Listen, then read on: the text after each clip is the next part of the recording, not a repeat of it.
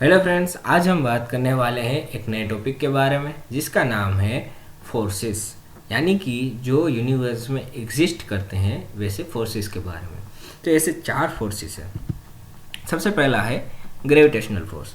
अब gravitational force किसके बीच लगता है कि दो मासेस के बीच में लगता है। ठीक है, यहाँ पे एक मास है m1, दूसरा मास है m2। इसके बीच में जो डिस्टेंस है वो है r। ठीक है, तो अगर हम ग्रेविटेशनल फोर्स को काउंट करें तो एफ जी प्रोपोर्शनल टू होगा m1 into m2 divided by R square. ठीक है, तो इस अगर प्रोपोर्शनल साइन को हम निकाल दें तो यहाँ पे होगा F G is equal to G m1 into m2 divided by R square. यहाँ पे जो g की वैल्यू है वो है 6.673 मल्टीप्लाई बाय 10⁻⁻11।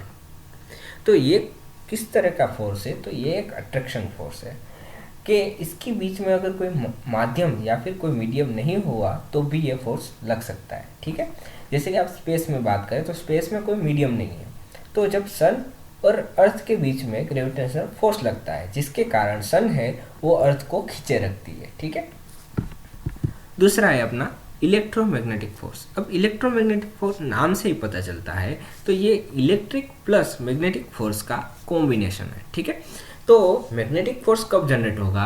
तो जब चार्ज पार्टिकल मोशन में होंगे तब मैग्नेटिक फोर्स जनरेट होगा।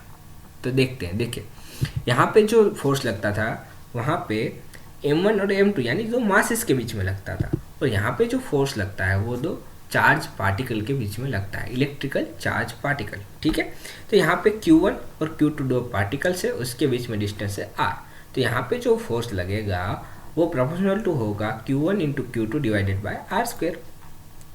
यहाँ पे अगर हम बात करें कि अगर हम इस प्रोपोर्शनल साइन को निकाल दें तो यहाँ पे कांस्टेंट होगा ke।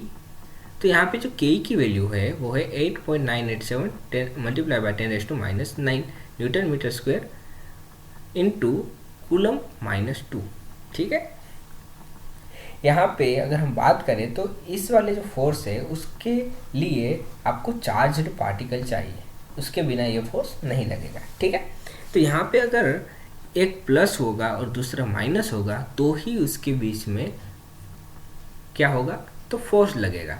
अगर दोनों प्लस हुए तो भी फोर्स नहीं लगेगा, दोनों माइनस हुए तो भी फोर्स नहीं लगेगा। तो अट्रैक्शन फोर्स के लिए आपको यहाँ पे दो चार्ज पार्टिकल उसके साथ साथ दोनों अलग अलग होने चाहिए, एक प्लस और दूसरा माइनस होना चाहिए। अगर हम यहाँ पे बात करें तो पहले भी मैंने बताया कि ये जो फोर्स है वो मैग्नेटिक प्लस इलेक्ट्रिक फोर्स का मिक्सचर है। ठीक है, इसके लिए कोई मीडियम की ज़रूरत नहीं पड़ती। अगर कोई मीडियम नहीं होगा, माध्यम नहीं होगा तो भी ये फोर्स लगेगा। यहाँ पे जब चार्ज पार्टिकल मोशन में होंगे तो उसमें मैग्नेटिक इफेक्ट क्रिएट होगी। ठीक है, और लास्ट है कि अट्रैक्शन बिटवीन डिफरेंट चार्जेस। ठीक है, तो जब एक प्लस और माइनस होगा तो ही अट्रैक्शन होगा, बाकी अगर दोनों सेम हुए, दोनों प्लस प्लस हुए या दोनों माइनस माइनस हुए तो यहाँ पे रिपल्सन फोर्सेस लगेगा। तीसरा है अपना स्ट्रॉन्ग न्यूक्लियर फोर्स। अब जब न्यूक्लियस की अगर हम बात करें तो आपको पता है कि न्यूक्लियस में क्या होता है। तो न्यूक्लियस में प्रोटॉन और न्यूट्रॉन होते हैं। ठीक है, तो न्यूट्रॉन का कोई चार्ज नहीं होता, ये जीरो चार्ज पार्टिकल है। ठीक है, अब प्रोटॉन की बात करें तो प्रोटॉन प्लस पॉजिटिव यानी प्लस पार्टिकल्स हैं। तो जब न्यूक्लियस में ज़्यादा प्रोटॉन होंगे तो प्रोटॉन और प्रोटॉन यानी दो सेम चार्जेस के बीच में क्या होगा? तो आपको पता है कि सेम चार्जेस के बीच में यहाँ पे रिपल्सन फोर्स लगेगा। तो ये रिपल्सन फोर्स लगेगा तो क्या होगा? तो आपका जो न्यूक्लियर है वो न्यूक्लियस है जो आपका ये वाला वो अनबैलेंस हो जाएगा। ठीक है, तो उसको बैलेंस करने के लिए क्या करना पड़ेगा? तो यहाँ पे बैलेंस करने के लिए एक फोर्स लगता है जिसे हम कहेंगे स्ट्रॉन्ग न्यूक्लियर फोर्स। ठीक है, तो यहाँ पे आप कह सकते हैं प्रोटॉन और न्यूट्रॉन दोनों क्वार्क्स के बने हुए होते हैं। ठीक है, कि जब न्यूक्लियस में ये दो जब प्रोटॉन ही होते हैं तो इस प्रोटॉन के कारण क्या होता है? तो न्यूक्लियस अनस्टेबल हो जाता है। क्यों?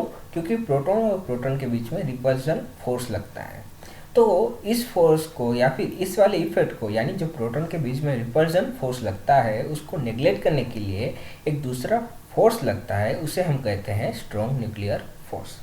ठीक है, तो electron stay outside of nucleus. आपको पता है कि इलेक्ट्रॉन है वो बाहर की जो कक्षा होती है, ठीक है, उसमें घूमते रहते हैं न्यूक्लियस की। ठीक है, तो ये फोर्स जो है वो आप कह सकते हैं कि इलेक्ट्रॉन के ऊपर कुछ रिएक्ट नहीं करता। तो आपको यहाँ पे सिंपल यही याद रखना है कि न्यूक्लियस में न्यूट्रॉन प्लस प्रोटॉन होते हैं। न्यूट्रॉन जीरो चार्ज पार्टिकल है और यहाँ पे प्रोटॉन पॉजिटिव पार्टिकल यानी प्लस पार्टिकल्स है। अब न्यूक्लियस में ज़्यादा प्रोटॉन होंगे तो उसके बीच में रिपल्सन फोर्स लगेगा यानी अपाकर्षण फोर्स लगेगा। तो अब अगर अपाकर्षण फोर्स लगा तो उसके कारण यहाँ पे जो न्यूक्लियस है वो अनस्टेबल हो जाएगा, स्टेबल नहीं रहेगा। तो उसको स्टेबल रखने के लिए जो फोर्स लगता है वो है स्ट्रॉन्ग न्यूक्लियर फोर्स।